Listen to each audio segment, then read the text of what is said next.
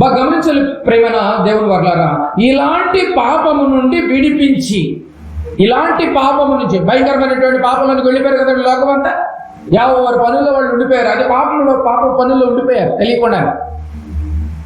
తెలియకుండానే పాప పనులను ఉండిపోతే విడిపించి స్వేచ్ఛాపరులుగా చేసిన వాడు స్వతంత్ర యోధులు. ఇలాంటి బానిసత్వ బతుకులో నుంచి స్వేచ్ఛాపరులుగా చేసినటువంటి వారిని ఏమంటారు? స్వతంత్ర యోధులు అంటారు కదండి. వాళ్ళు స్వతంత్ర యోధులు అంటారు. స్వతంత్ర యోధులు అంటారు. ఏమండి బాగా గమనించాలి, స్వతంత్రాన్ని తెచ్చిపెట్టిన గాంధీని గుర్తించాం మనం. చక్కగా ఆగస్టు 15 రాగాలి, జనవరి 26 రాగాలి, మూలలో ఉన్నటువంటి గాంధీ తాత ఫోటో కూడా దుమ్ము దులిపేసి చక్కగా మెయిన్ రోడ్డు మీద పెట్టేస్తాం.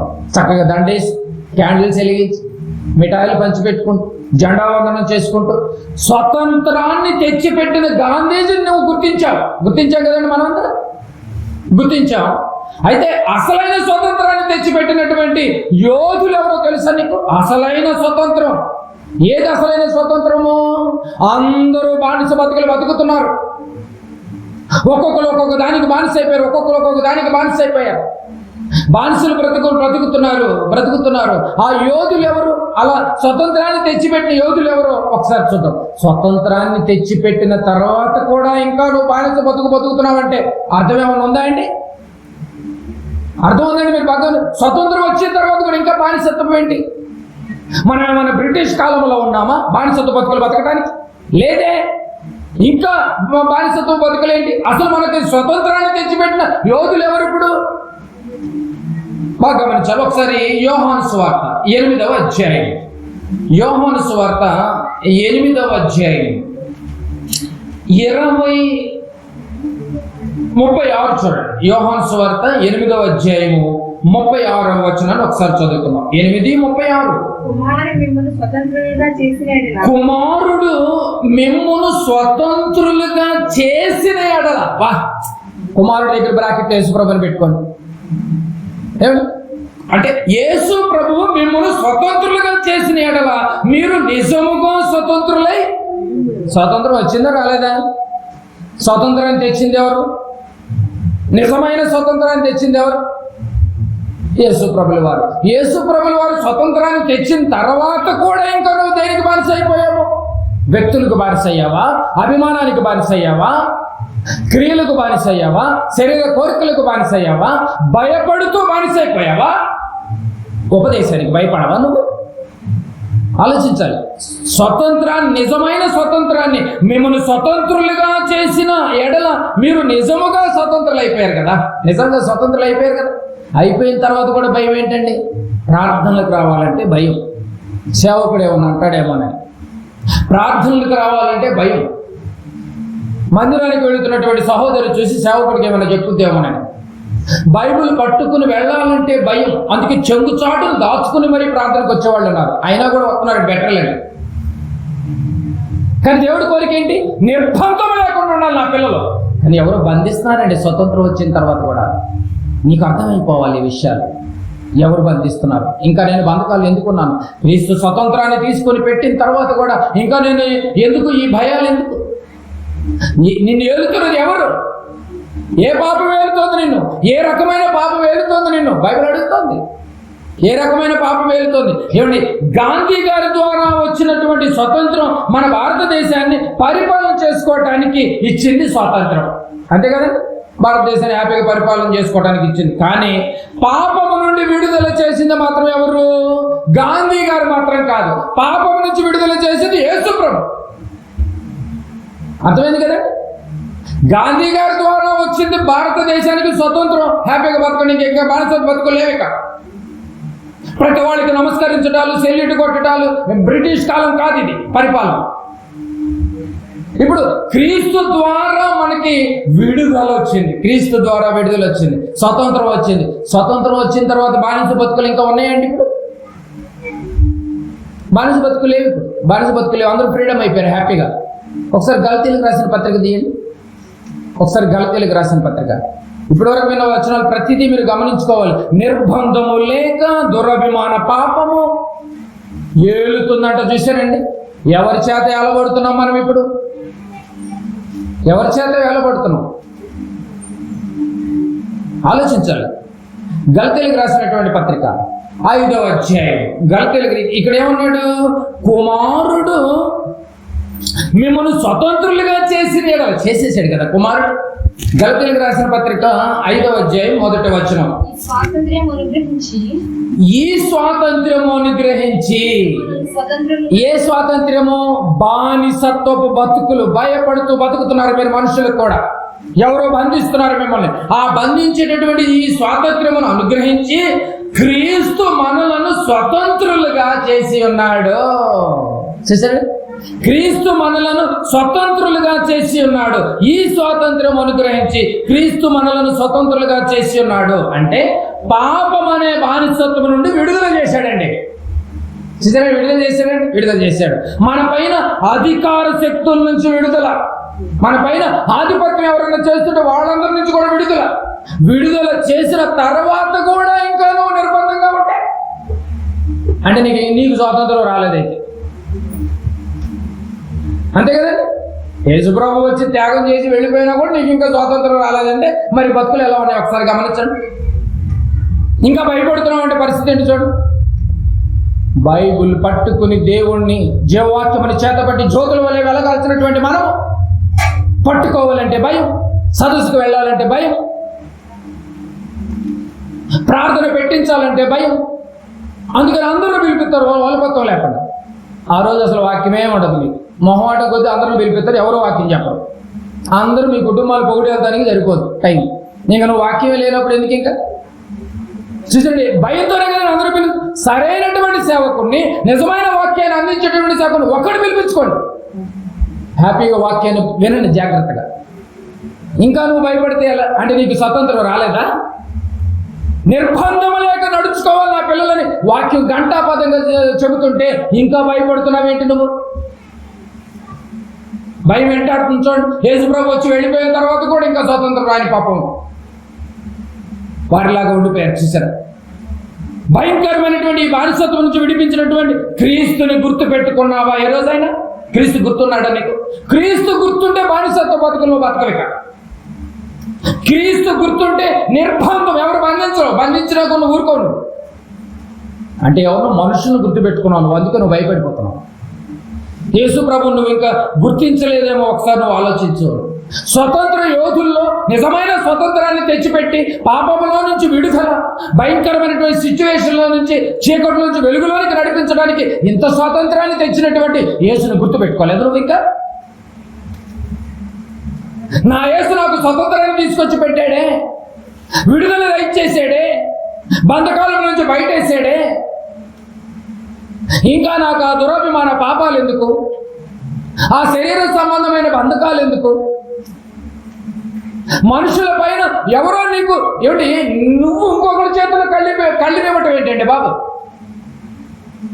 గుర్రానికి కళ్ళెము ఇంకొకరి చేతిలో ఉందంటే అర్థం ఉంది. గాడిద కంట్రోల్ ఇంకో మనిషి చేతిలో ఉందంటే అర్థం ఉంది. మనిషి కంట్రోల్లో ఉన్నాడంటే అయ్యో ఇంకా బానిసత్వం బతుకులా.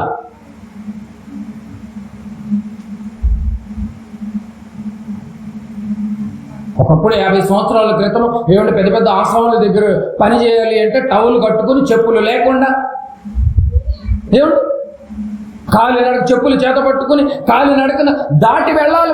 వాళ్ళ ముందు అరుగుల మీద కూర్చుంటే తెలుసా మీకు? కానీ ఈరోజు వాళ్ళ ముందే చెప్పులు వేసుకుని వెళ్ళిపోతున్నారు. ఎందుకు? స్వతంత్రం వచ్చేసింది.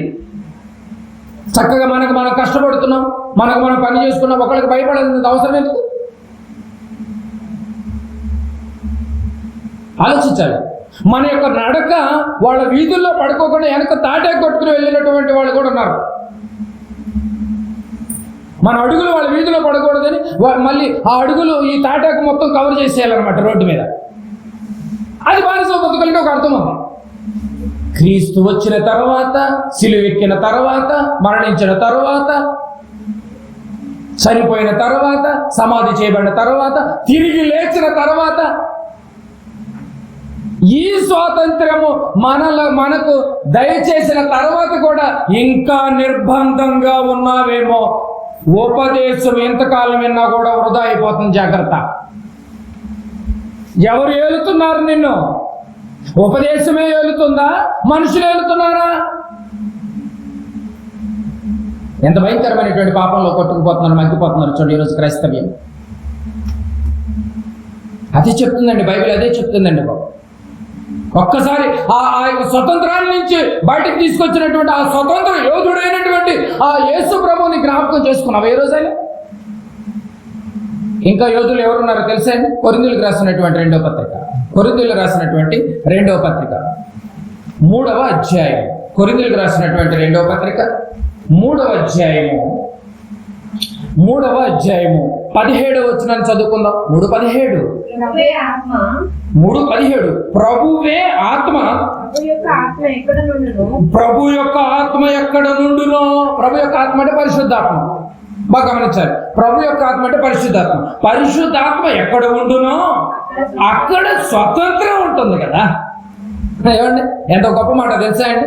ఏమండి, ప్రభు యొక్క ఆత్మ అంటే పరిశుద్ధాత్మ. పరిశుద్ధాత్మ ఎక్కడ ఉండదో అక్కడ స్వతంత్రం ఉండనట. అంటే బాప్తిసం పొందిన ప్రతి ఒక్కరికి పరిశుద్ధాత్మ అనే వరం అనుగ్రహింపబడుతుంది అపోస్తలుల 2:42 ప్రకారంగా. అంతే కదండి, పరిశుద్ధాత్మ అనే వరం అనుగ్రహింపబడుతుంది. అప్పుడు మీరు స్వతంత్రులు, మీరు దేనికి బానిసలు కారిక. పేతురు గారి ప్రసంగంలో 3000 మందికి బాప్తిసం ఇచ్చేటప్పుడు పరిశుద్ధాత్మ అనే వరం మీకు అనుగ్రహించబడిన చక్కగా రాస్తుంది బైబిల్. ఇక పరిశుద్ధాత్మ అనే వరం నీలోకి వచ్చేసిన తర్వాత ఇక నువ్వు స్వతంత్రుడివే కానీ దేనికి బానిసము కాదు. అంటే నిర్బంధం లేకుండా నువ్వు తిరగాలి. బైబిల్ జ్ఞాత పట్టుకుని ఎవరికి భయపడాల్సిన అవసరం లేదు. ఇక భయపడుతున్నామంటే బానిస బతుకులు ఈరోజు క్రైస్తవులు చాలా మంది.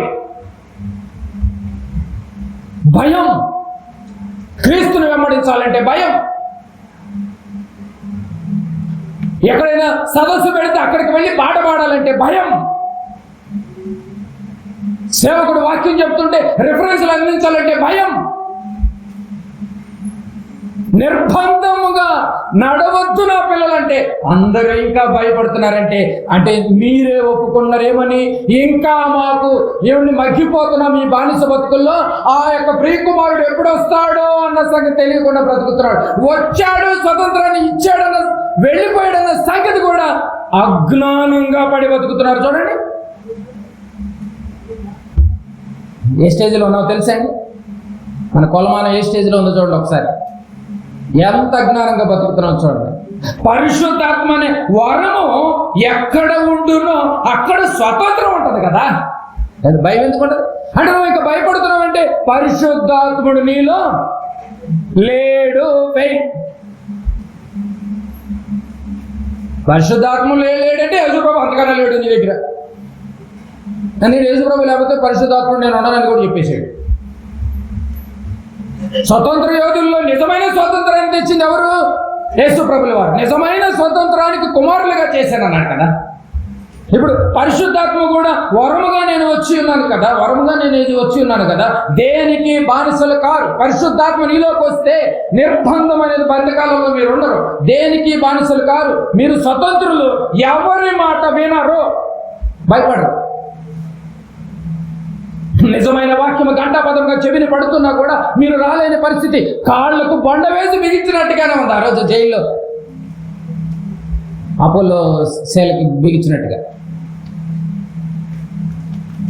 రావాలనే ఉంది కానీ రాలేని పరిస్థితి. వింటున్నాము కానీ చాలా బాగుందండి, మేము రాలేమండి. ఏదైనా ఫంక్షన్లో భోజనాలు చెప్పినప్పుడు కూడా దూరంగా ఉండి స్మెల్ పీల్చుకుంటూ ఉండండి, వచ్చి తినకండి. భోజనాలకు మాత్రం అందరిని తెగించి వచ్చేస్తారు. ఆ సంఘము ఈ సంఘం ఏమి ఉండదు. అందరూ వచ్చి మంది పడేట్టు పడి తినేసి వెళ్ళిపోతారు. తిన్నందుకు కాదండి ఇక్కడ పాయింట్.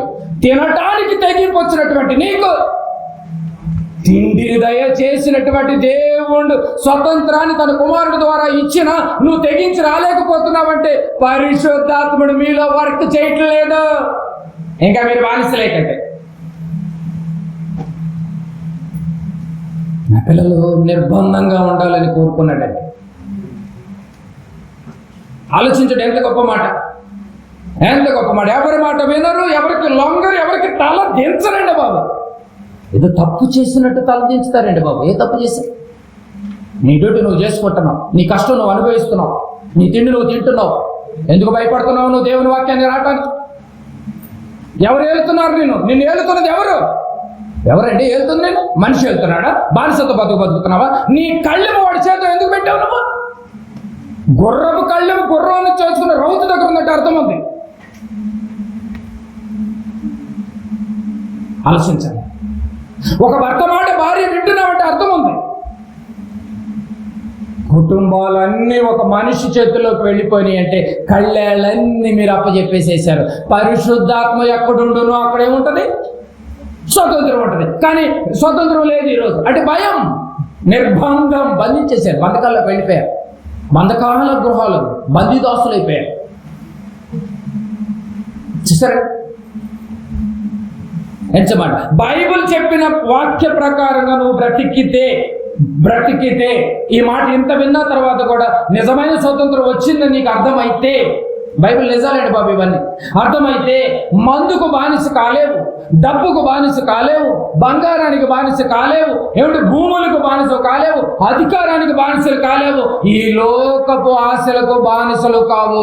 అప్పుడే నువ్వు స్వతంత్రుడవు. స్వతంత్రం రాలేదు నీకు.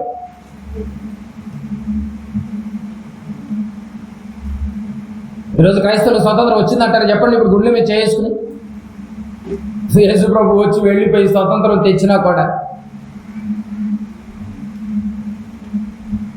ఆత్మ సంబంధమైన భూ సంబంధమైనటువంటి స్వతంత్రాన్ని తెచ్చిన గాంధీని గుర్తుపెట్టుకున్నటువంటి నీవు ఆత్మ సంబంధమైనటువంటి నీ ప్రాణాన్ని కాపాడేటటువంటి పాపము నుంచి విమోచన కర్త అయినటువంటి క్రీస్తును మరిచి బ్రతుకుతున్నావేమో. నిన్ను ఏలుతున్నది ఎవరో నువ్వు గుర్తించాలి. ఇప్పుడు నిన్ను ఏలుతుంది ఎవరు? ఇప్పుడు నేను చెప్పడం నీకు అర్థమైపోవాలి. నేను ఏలుతుంది ఎవరో నీకు తెలియాలి. బాగా గమనించాలి. పరిశుద్ధాత్మ నిజమైన స్వతంత్రాన్ని ఇచ్చినవాడు. అంతేనండి. పరిశుద్ధాత్మ నిజమైన స్వతంత్రాన్ని ఇచ్చండి. పరిశుద్ధాత్మ ఎక్కడ ఉండదో అక్కడ స్వతంత్రం ఉంటుంది. ఇప్పుడు పరిశుద్ధాత్మ పనిచేయట్లేదు మీకు. అసలు ఆ పరిశుద్ధాత్మ వరమే లేదు చాలా మందికి. కానీ వరం ఉందని మబ్బులో ఉన్నారు.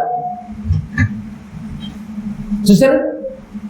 యేసుక్రీస్తు నిజమైన స్వతంత్రాన్ని ఇచ్చాడు. పరిశుద్ధాత్మ నిజమైన స్వతంత్రాన్ని ఇచ్చాడు. మీరు స్వతంత్ర యోధులు. ఇలా సార్ స్వతంత్ర యోధులు. యోహాను సువార్త 8వ అధ్యాయం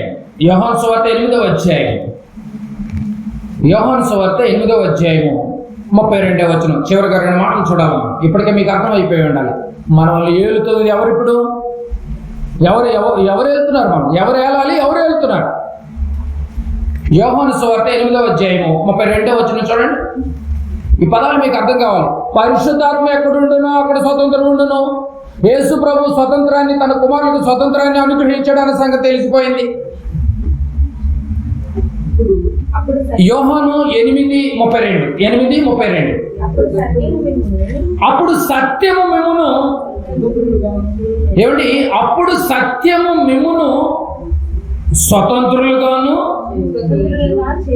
స్వతంత్రులుగా చేయను. అప్పుడు సత్యము మిమ్మల్ని స్వతంత్రులుగా చేయనని చెప్పగా మనల్ని స్వతంత్రులుగా చేసింది ఎవరు? ఇప్పుడు సత్యం అనగా 17 ప్రకారంగా వాక్యం నన్ను స్వతంత్రులుగా చేసేసింది. స్వతంత్ర యోధుల్లో 3 ఉన్నారు. మొట్టమొదటిగా యేసు ప్రభు స్వతంత్రాన్ని తీసుకొచ్చాడు, నిజమైన స్వతంత్రాన్ని అనుగ్రహించాడు. 2 పరిశుద్ధాత్ముడు ఎక్కడున్నాడు అక్కడ స్వతంత్రం ఉంటుంది. మూడవ యోధుడు ఎవరు? వాక్యము కూడా మనల్ని స్వతంత్రానికి తీసుకొచ్చింది. ఈ వాక్యం వినటం వల్లే కదండి మనకి ఇంత విషయాలని తెలుస్తుంది. కనుక వాక్యము కూడా అందుకే అంటున్నాడు సత్యము మిమ్మల్ని స్వతంత్రులుగా చేయను. అంటే సత్యం అంటే వాక్యం. మన దగ్గర ఉన్న బైబిల్ మనల్ని స్వతంత్రులుగా చేస్తుంది. ఎంత అన్ని విషయాలు తెలియజేస్తుంది చూడండి. ఏది మంచో చెడు చెబుతోంది. దేనికి బానిస అవ్వద్దని చెప్తుందండి వాక్యం. బానిస బతుకులు ఇంకా బానిస బతుకులే. మీరు ప్రార్థనకు వచ్చామని తెలియగానే మీ సేవకుడు పొద్దున మీ ఇంటికి వచ్చేస్తాడు. ఎందుకు వెళ్ళారు? నాకు చెప్పకుండా ఎందుకు వెళ్ళారు? ఏంటి విషయాలు? బతుకుదామనేనా మీరు? అసలు నాకు చెప్పకుండా వెళ్ళాను. నువ్వు బానిస బతుకుని. పరిశుద్ధాత్మ ఎక్కడ ఉండును అక్కడ స్వతంత్రం ఉండదు. అయితే నీలో పరిశుద్ధాత్ముడు లేడు కాబట్టి వాడు బతుకులు దిగిరా మా మీద కురువు అంటాడు. బతుకులు కొరవటానికి పరిశుద్ధాత్మ ఏమన్నా దెయ్యపాత్మ కాదు. అది లేదు కాబట్టి కురువు అంటాడు. పరిశుద్ధాత్మ ఒక్కసారే వస్తాడు. బాప్తిజం తీసుకున్నారు, బతుకులు తిరగడు. బాగా గమనించాలి ప్రియమైన దేవుడు, ఇవన్నీ నిజాలు, ఇవన్నీ మీకు ఎవరు చెప్పరు. నకిలీ వాక్యాలు చెప్తారు కానీ ఒరిజినల్ లాంటి వాక్యాలు మీకు ఎవరు పంచుకోరు కూడా. ఏది మంచో చెడో చెబుతోంది, దేనికి బానిస కావద్దని చెప్తోంది. ఈ ముగ్గురు స్వాతంత్రాన్ని తీసుకువచ్చిన తర్వాత కూడా ఇంకా నువ్వు నిర్బంధంగా ఉన్నావేమో, అంటే ఎవరు బంధిస్తున్నారేమో, జాగ్రత్త జాగ్రత్త. యాకోబు రాసిన పత్రిక 1వ అధ్యాయం, యాకోబు రాసినటువంటి పత్రిక 1వ అధ్యాయం, యాకోబు రాసిన పత్రిక 1వ అధ్యాయము. ఎవరు నిన్ను ఏలుతున్నది ఎవరు? ఎవరు నిన్ను ఏలుతున్నది ఎవరు? ఎప్పటికైనా మీకు అర్థంగా ఎవరు ఏలుతున్నారేమో. అయితే ఒకవేళ అలా ఏలబడుతున్నామంటే మన బతుకేంటి? బానిసలు. వెట్చాకరి చేయటమే. మీరు పొలమని వెట్చాకలు చేసుకుని బతకండి. మీ ఋషిలో యేసుప్రభు రాలేదు, ఇంకా పరిశుద్ధాత్మ ఇంకా దిగలేదు, పెద్దకోసం పండగే జరగలేదు, మీకు యేసుప్రభు రాలేదు ఇంకా. అయితే మీరు ఇశ్రాయేల్ జాతిలో ఉండాలి. మరి ఏ యాకోబు గర్భానో లేకపోతే వాళ్ళ భార్యలు పుట్టిన వాళ్ళు ఉండాలి. మరి స్వతంత్రం వచ్చిన తర్వాత బతుకులు ఎలా అయిపోయినాయి చూడండి. యాకోబు రాసిన పత్రిక 1వ అధ్యాయము 25వ వచనం చూడండి. యాకోబు 1:25. ఇట్టి స్వాతంత్ర్యము అయితే స్వాతంత్ర్యము నిచ్చు సంపూర్ణ విషయములో తేరి చూచి. ఒక్కసారి స్వతంత్రం వచ్చింది, ఇప్పుడు మీకు అర్థమైపోయింది. ఎవరి వల్ల వచ్చిందో అర్థమైపోయింది. ఆ స్వతంత్ర యోధులు ఎవరో మీకు తెలిసిపోయింది. ఒకసారి తేరి చూడండి. చూశారు కదా, ఇప్పుడు వరకు దాకా విన్నారు కదా. ఓహో, మనం ఎంతకాలం బానిస బతుకులు బతుకుతున్నామా? నిజంగా మీరు క్రీస్తు రక్తాన్ని ప్రతి నెల తాగేవాళ్ళైతే, శరీరాన్ని తినేవాళ్ళైతే నిజంగా పౌరుషం రావాలి మీకు. పిరికోడు ఎక్కడికి వెళ్ళిపోతాడు అని తెలుసు. మరి తెలిసి వెళ్ళి గొంటలో కూర్చుంటాం కదండి. తెలిసేదేమంటే తప్పు చేసేది, తెలియని వాడు తప్పు చేయడు. కొంచెం జాగ్రత్త ఆచిచూచి వ్యవహరిస్తాడు. ఏమంటే తేరి చూచి నిలకడగా ఉండువాడెవడో. తేరి చూడండి, ఒక్కసారి కళ్ళు తెరి చూశారు కదా. ఇప్పుడు సంపూర్ణం నీలో రావాలి అంటే సంపూర్ణమైన నియమములో తేరి చూచి నిలకడగా ఉండువాడెవడో. నిలకడగా ఉండువాడెవడో వాడు విని మరచువాడు కాక. విని మర్చిపోతున్నావంటే నీ దృష్టిలో ఇంకా నువ్వు సంపూర్ణ కాలేవు, అసంపూర్ణగానే ఉన్నావు దేవుని వాక్యంలో. విన్నదాన్ని బట్టి గుర్తుపెట్టుకుని నిలకడగా నిలబడ్డావు అనుకో, నువ్వు నీకు స్వతంత్రం వచ్చినట్టే. ఈరోజు నిలకడగా ఎక్కడున్నారు? తేరి చూచి నిలకడగా ఉండువాడెవడు వాడు విని మరచువాడు కాడు. మరి విని మర్చిపోకుండా ఉన్నవాడు కాడంటే వాడు ఏం చేస్తాడు? క్రియను చేయవాడై ఉండి తన క్రియలో ధన్యుడగును. వర్క్ కనపడాలి. మరి లేదంటే మేము బానిసలం కాదన్నాం, అయితే వర్క్ చూపించు. క్రియ ఏది? మరి ఏది క్రియలేమి? మరి క్రియ చేయలేకపోతున్నావు అంటే ఇంకా నువ్వు లోపల బానిసత్వం బతుకుతున్నావు. లోపల పైకి చెప్పినా లోపల మాత్రం బానిస బతుకులే బతుకుతున్నావు. అయితే నువ్వు ఏం కావు? సంపూర్ణుడవు కావన్నమాట. ఇంకా పరిపూర్ణ కాలేదు. అందుకంటే యేసుప్రభుల వారి ప్రార్థన, ముగింపు ప్రార్థనలు ఏమని? భూమి మీద నీవు నాకు ఇచ్చినటువంటి పనిని నేను ఎంత బాగుంది. ఆయన సంపూర్ణ చేసి వర్క్ కంప్లీట్ చేసి పరలోకాన్ని అడుగుతున్నాడు సీటు. మనము ఏమీ సంపూర్ణం చేయాల, నిర్బంధంగా పడి నరకానికి పోయి కూర్చుంటున్నాం. అంతే కదండి, బానిస బతుకులు బతుకుతున్నాం. అందుకే నీకు నిజంగా నీకు అర్థమైతే తేర్చుడు, సంపూర్ణం చేయడానికి క్రియ కనిపించు, బయలుదేరు, సోర్కి బయలుదేరు. భయపడి కాక ఎవరు స్వతంత్రం వచ్చేసింది కదా. ఒకవేళ నువ్వు వెళ్ళేవే అనుకో, ఎవడన్నా చంపుతాడు నిన్ను, నాకు అర్థం కదా. ఇంటికి వచ్చి మర్డర్ చేస్తాడు ఎవడన్నా, కుటుంబం మొత్తాన్ని పెట్రోల్ తగలబెడతాడు సేవకుడు వచ్చి. చెప్పాలి లేదే, స్వతంత్రం వచ్చింది కదా, దానికి ఒక పోలీసు డిపార్ట్మెంట్ ఉంది, ఇలాంటి చేస్తూ ఊరుకుంటారు వాళ్ళు ప్రభుత్వం. ఏంటండి వాక్యం వచ్చిన తర్వాత కూడా మీరు ఎంత భయపడుతున్నారు? బైబిల్ ఎంత ధైర్యాన్ని ఇస్తుంది చూడు. నిజమైన స్వాతంత్రం వచ్చేసింది మనకి. సంపూర్ణముగా సంపూర్ణముగా 25. అయితే స్వాతంత్రమునిచ్చు సంపూర్ణమైన విషయంలో నియమములో తేరి చూచి నిలకడగా ఉండువాడెవడు వాడు విని మర్చేవాడు కాడు. క్రియను చేయవాడే తన క్రియలో ధన్యుడగును.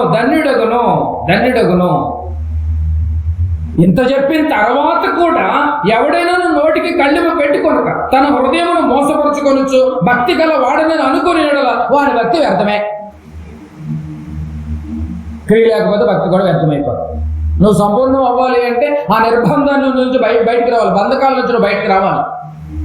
బతకాల నుంచి బయటికి రావాలంటాడు. ఈ వాక్యము స్వతంత్రులుగా చేస్తే నీవు విని మరిచేవాడిగా ఉండకూడదు. స్వతంత్రుడు అయిపోయావు, విని మర్చిపోతానంటే ఎట్లా? స్వతంత్రుడు చేసి ఇంకా నువ్వు బానిస బతుకులు బతుకుతానంటే ఎట్లా? విని నడుచుకునే వారిగా ఉండాలి. అది నడుచుకునే వారిగా ఉంటే అప్పుడు నువ్వు సంపూర్ణ స్థితిలోనికి వెళ్ళిపోతావు. వింటున్నావు వదిలేస్తున్నావు, నువ్వు ఎప్పుడు సంపూర్ణం కాలేదు. వింటున్నావు మళ్ళీ బతకాల్లో కూర్చున్నావు. ఎందుకు రాలేకపోతున్నానండి?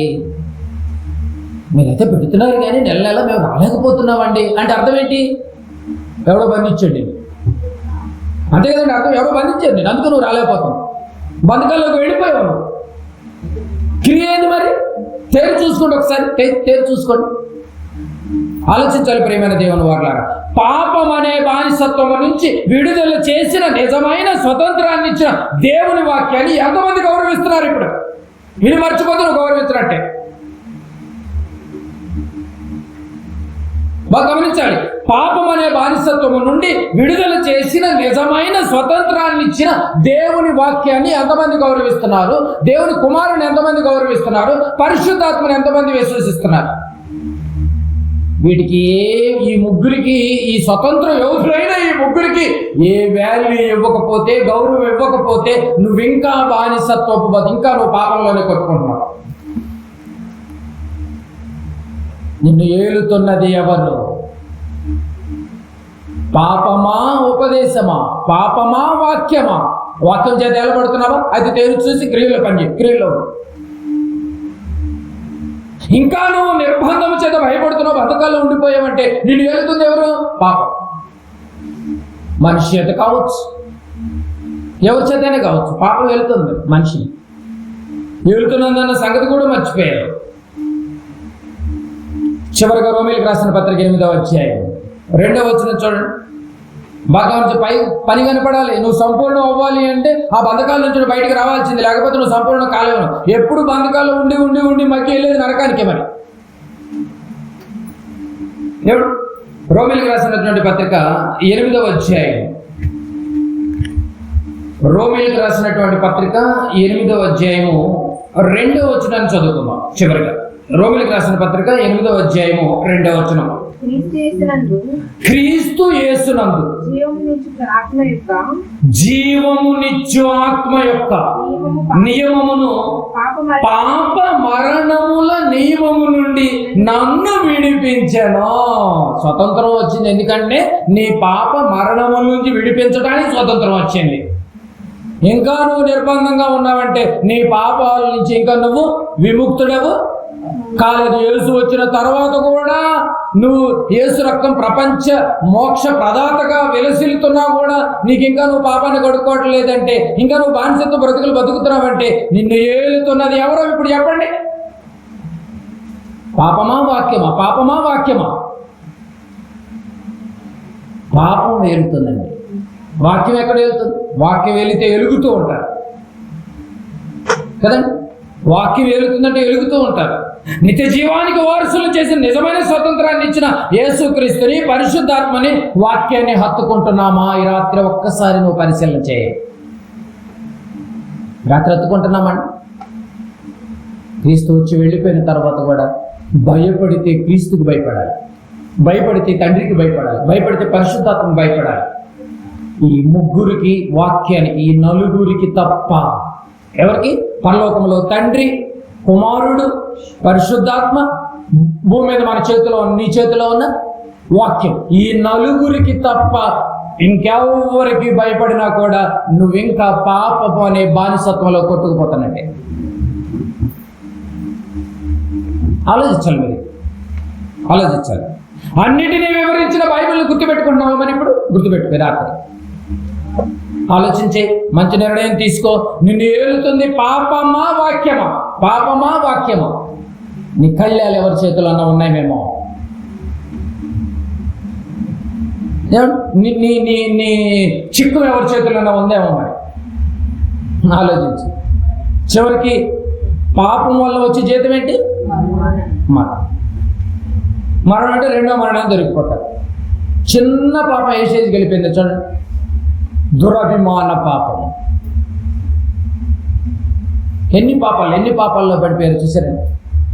ఇంకా ఇలా నువ్వు నిర్బంధమైన పాపంలో బంధకాల్లో ఉన్నావంటే యేసు ప్రభు వచ్చి వెళ్ళిపోయిన తర్వాత వాడు ఎంత బాధపడతాడు ఈ రాత్రి ఒక్కసారి మీరు గమనించండి.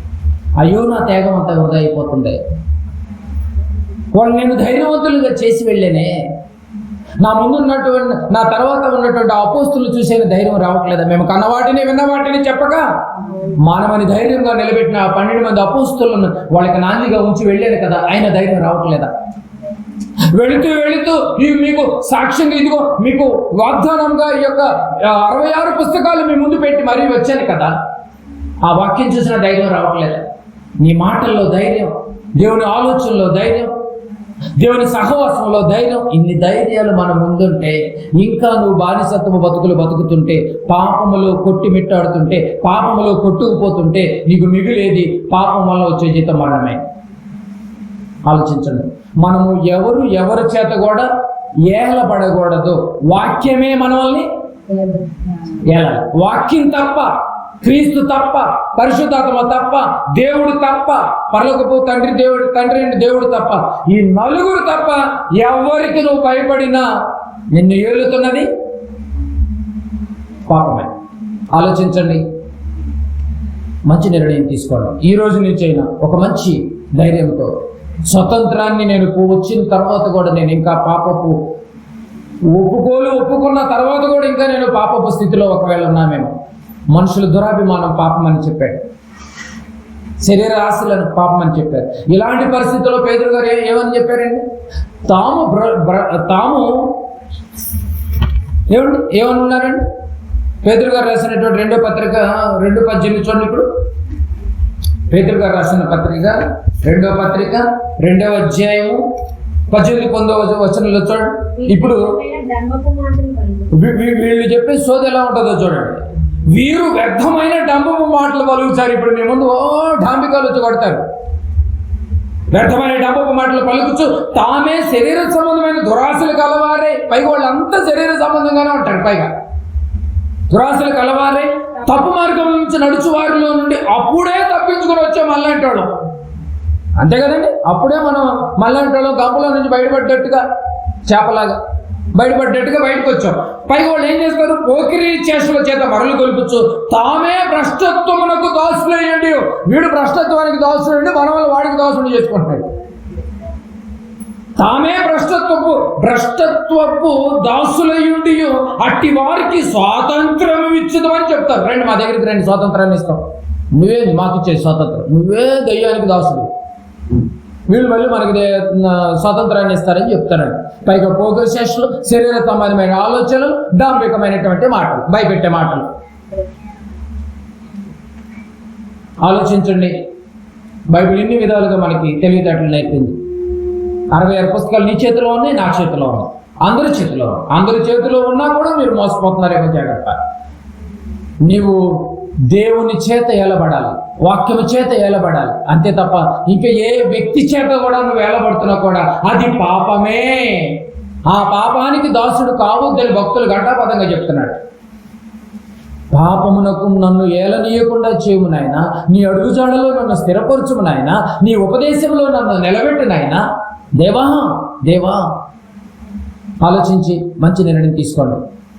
ఈ సంవత్సరంలో, ఈ నెలలో, ఇక నుంచి అయినా కూడా మనము వాక్యము చేతే ఏలబడాలి. మనం వాక్యమే నడిపించాలి. మనం వాక్యానికి తప్ప దేనికి భయపడ్డా కూడా నువ్వు ఇంకా పాపం చేస్తున్నట్టే. ఒకవేళ నువ్వు బాప్తిసం తీసుకునే పాపాలు కడుక్కుని ఉండొచ్చేమో, కానీ మళ్ళీ పాపం అంటుకుంటాం చోటు తెలియకుండా. దేవుని చిత్తమైతే మరో మాసంలో మళ్ళీ మనం కలుద్దాం. ఇక నుంచి మనం వాక్యం చేత ఏలబడాలి.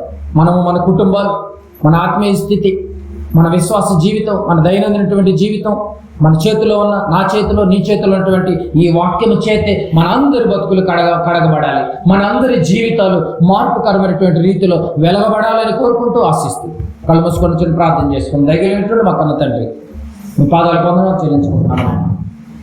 రాత్రికాల సమయంలో, ఈ మాసంలో మీ విలువైనటువంటి మాటలు, మా బ్రతుకుకు అవసరమైనటువంటి మాటలు. స్వతంత్రాన్ని తీసుకుని, నిజమైన స్వతంత్రాన్ని తీసుకుని వచ్చిన తర్వాత కూడా యోధులైన మిమ్మల్ని ఎవరు గుర్తించట్లేదు నాయన. ఇంకా భయపడుతున్నారు మనుషులు. బానిసత్వ స్థితిలోనికి వెళ్ళిపోయారు. గుర్రానికి కళ్ళెం పెట్టి దాని యజమానుని పట్టుకున్నాడంటే అర్థం ఉంది. గాడిదను కంట్రోల్ చేస్తున్నాడంటే అర్థం ఉంది. అది జంతువులు కాబట్టి, వాటికి బుద్ధి లేదు కాబట్టి, జ్ఞానం లేదు కాబట్టి. బుద్ధి జ్ఞానముల సర్వసంపదలైనటువంటి మీ ప్రియకుమారుడి ద్వారా 66 పుస్తకాల రూపంలో మా అందరి చేతిలో ఉన్నప్పటికీ కూడా మేము బుద్ధి లేకుండా, జ్ఞానము లేకుండా బుద్ధిహీనంగా బతుకుతున్నామేమో నాయన. బానిస బతుకులు బతుకుతున్నామేమో, నిర్బంధమైనటువంటి బంధకాల్లోనికి మేము వెళ్ళిపోయామేమో నాయన. మమ్మల్ని మేము పరీక్షించుకునేటటువంటి అవకాశం ఈ మాసంలో కూడా మాకు దయచేసినందుకు వందనాలు తండ్రి. ఇంత మంచి నిలువెత్తు మీ వాక్యానికి నాయన మేమందరము తలదించేటటువంటి మహాకృపను అందరికీ ప్రసాదింపచేయండి.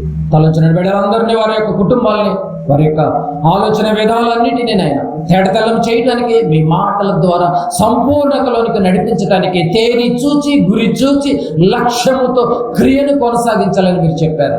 పరిశుద్ధాత్మ ఎక్కడ ఉండును అక్కడ స్వతంత్రం ఉండును అన్నారు. యేసు ప్రభు మా యొక్క హృదయాల్లో స్వతంత్రాన్ని తీసుకుని వచ్చిన తర్వాత కూడా మా హృదయాలు అంధకారంలో కొట్టుకుపోతున్నాయేమో నాయన. మమ్మల్ని మేము పరీక్షించుకునేటటువంటి మహాభాగ్యాన్ని అందరికీ ప్రసాదింపచేయండి.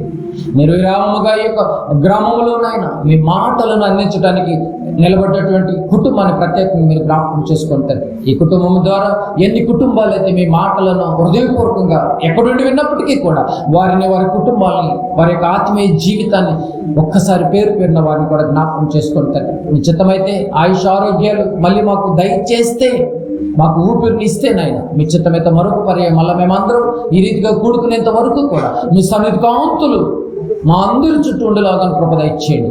మమ్మల్ని ఏలేది వాక్యము చేత మేము ఏలబడాలి తప్ప ఎవరి చేత మేము ఏలబడుతున్నామంటే, ఇంకా మేము బానిస బతుకులు బతుకుతుంటే, నిజంగా మీ ప్రియకుమారుని ద్వారా మమ్మల్ని బయట వేసినందుకు, నడిపించినందుకు ఇంకా మేము వెలుగులోనికి రాలేని పరిస్థితుల్లో చాలా మంది కొట్టుమిట్టాడుతున్నారు తండ్రి.